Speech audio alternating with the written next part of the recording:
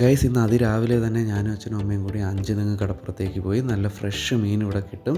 ഇവിടെ നമ്മൾ നോക്കിയപ്പോൾ ഒരു ലാൽ സലാം എന്നൊക്കെ പറഞ്ഞൊരു ബോട്ട് കിടക്കുന്നു. ഏതോ അധ്വാനിക്കുന്ന പണിയെടുക്കുന്ന സഖാവിൻ്റെയാണ്.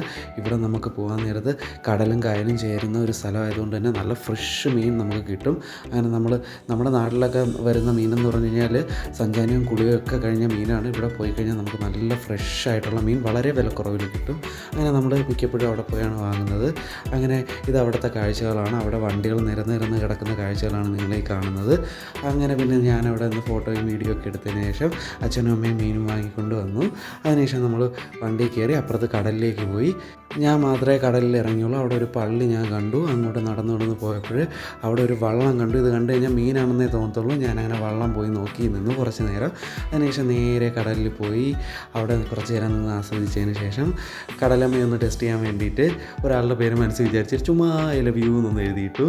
അപ്പോൾ ആ കടലമ്മ ഭയങ്കര സ്പീഡിൽ വന്ന് അതിനെ മുഴുവൻ അടിച്ച് നശിപ്പിച്ച് കടലമ്മയ്ക്ക് അങ്ങ് ഇഷ്ടപ്പെട്ടു പോയി നിന്നാളെ.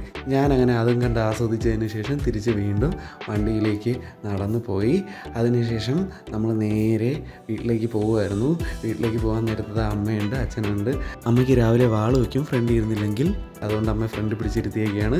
ഇനി നമ്മൾ നേരെ വീട്ടിലേക്ക് പോവുകയാണ്. വീട്ടിലേക്ക് പോകാൻ നേരത്താണ് ഇനി നമ്മുടെ ചരിത്രത്തിൻ്റെ ഭാഗമായിട്ടുള്ളൊരു ബിൽഡിംഗ് നമുക്ക് കാണാൻ കഴിയും. ഇതാണ് 5 തെങ്ങ് കോട്ട. ഒരു കാലം അത്രയും ബ്രിട്ടീഷുകാർ നമ്മളെ അടിമകളാക്കി വയ്ക്കാൻ വേണ്ടിയിട്ടുള്ള പ്രധാനപ്പെട്ട ഒരു റീസൺ ഈ കോട്ട തന്നെയാണ്. അതിനുശേഷം നമ്മൾ വീണ്ടും യാത്ര തുടർന്നു. അപ്പോഴത്തെ ഈ ഒരു വിഷ്വൽ എനിക്ക് ഭയങ്കര ഇഷ്ടമുള്ളൊരു വിഷ്വലാണ്. ഞാനങ്ങനെ അതും പകർത്തി. അപ്പോൾ ഇന്നത്തെ വീഡിയോ ഇത്രയേ ഉള്ളൂ. Tata bye bye. വീഡിയോ ഇഷ്ടപ്പെട്ടാൽ ചാനൽ സബ്സ്ക്രൈബ് ചെയ്യാൻ മറക്കല്ലേ.